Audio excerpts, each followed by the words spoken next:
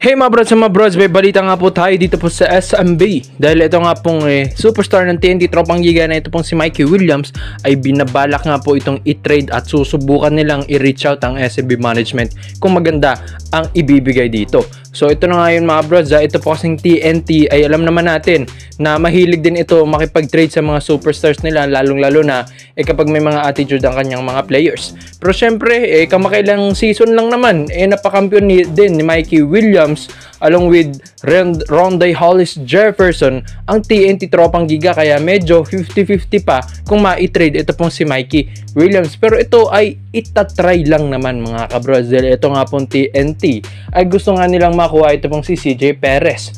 Kung ito ay ma-approve mga bros at itutuloy, kung ito pong SMB ay papayag sa offer na ito, alam ko naman napakalaking bagay ni CJ Perez mga brods dito po sa SMB, at alam ko nga na mahihirapan sila mag-decide dito.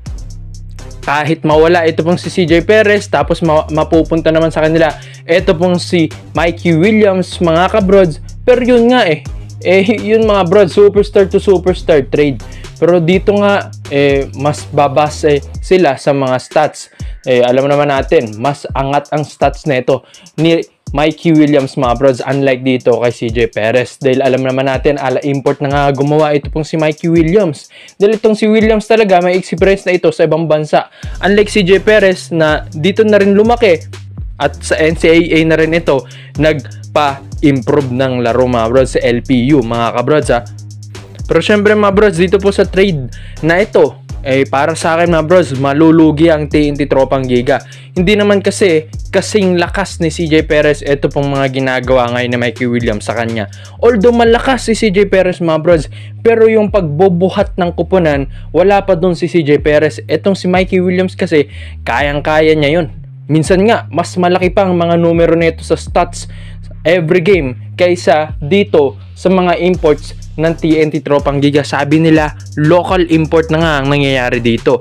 So, dito naman kay CJ Perez, alam naman natin na malakas din ito pong player na ito. Pero yun nga lang mga kabrods, syempre, hindi pa siya doon sa kalebel ni Mikey Williams na kayang-kayang magbuhat ng koponan mag-isa.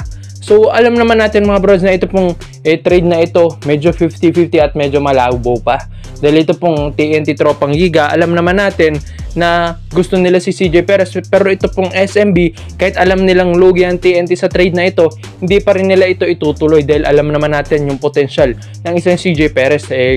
Kung tutuusin niya, nasa Gilas, Pilipinas ito, at next week, August 25 versus Dominican Republic, abangan natin ang isang CJ Perez na magre-representa ng ating bansa. So, mga bro, sa lahat po ng mga SMB fans, sa tingin nyo bang dapat bitawan ang isang nag-i-improve at nag-groom na CJ Perez dito po sa superstar or parang import maglaro na ito pong si Mikey Williams? Komenta mo lang po yung mga brods.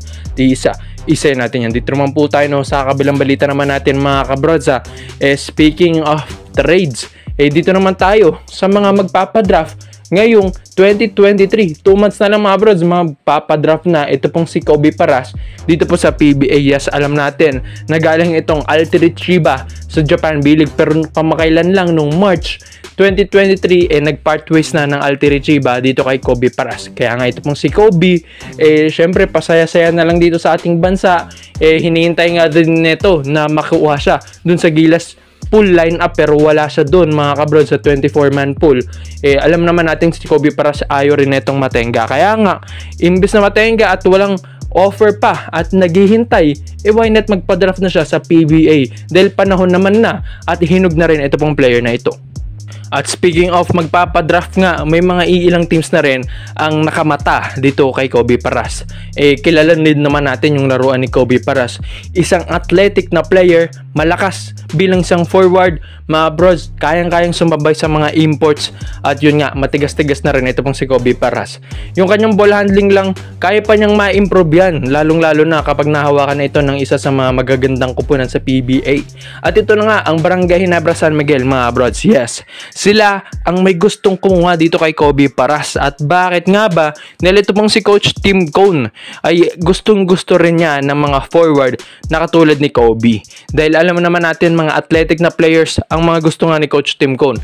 Katulad ni na Scottie, ni na Malonzo, ni na Jeremiah Gray, pero prayers up sa kanyang dislocated knee injury. At yun nga, nabanggit din natin si Gray, mga brods. Yun din ang isa sa mga pupunan ni Kobe Paras. Habang nagpapagaling itong si Jeremiah Gray, si Kobe Paras ang papalit sa kanyang posisyon. Ay alam naman natin, kayang-kaya ni Kobe Paras yan. Pwede nga maglaro ito ng 2, 3 or 4 kung gugustuhin niya. Pero syempre alam natin medyo hirap na dyan si Kobe Paras. Dahil ang laruan talaga nito yung bumibuelo, mga brods.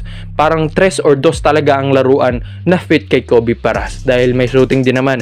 Ito pong player na ito, may threat sa labas at maganda rin ang mga footwork. At isa doon din, mga brods, yung mga footwork ni Kobe Paras, dapat pa niyang ma-improve yan. At ito pong Barangay Nebra San Miguel, kung makuha nila si Kobe Paras, lalakas din talaga ang kanilang lineup. Gagandang depensa, mas bibilis yung play, at yun nga, mga brods, madadagdagan din sila ng mga threat sa outside shooting dahil may threat din naman sa labas si Kobe. Pero ikaw, mga brods, alam naman natin na marami pang mga players na pwedeng makakuha ng Barangay Nebra San Miguel sa paparating na rookie draft. Pero ito pong si Kobe Paras, feeling ko baka nasa top 10 ito or top 5 kung sakali man magpapadraft na siya dito sa PBA. Dahil kilala rin naman ito, one of the popular basketball player itong si Kobe Paras, kahit hindi pa ito nagpi-PBA. At alam naman natin yung experience niya sa ibang bansa sa Japan B-League, sa Altered Chiba at sa mga ibang kupunan na napuntahan niya, mas magagamit na yon as experience, mga brods. Tapos dadali niya sa PBA, mas bumilis na ang isang Kobe Paras, mas nag-improve na kaysa noong days na nasa UP pa siya, mga brods. So alam naman natin, medyo nag-slim na ito pang si Kobe Paras, unlike sa mga katawan niya dati na medyo bulky pa. Pero ngayon slim na, mas bumilis na player, at bagay na bagay sa kanya ang shooting guard position sa Barangay Nebra San Miguel. Ikaw, mga brods, sa tingin nyo ba, sa lahat mo ng mga Barangay Nebra fans, ang isang Kobe Paras ba ay babagay ba sa Nebra at dapat bang i-draft ito ni na Coach Tim Cone? Komento mo lang po yung dyan, mga brods, at isa-isa natin yan. Salamat po sa panonood, mga brods. This is Overrated Highlights. Yun lang, I'm out.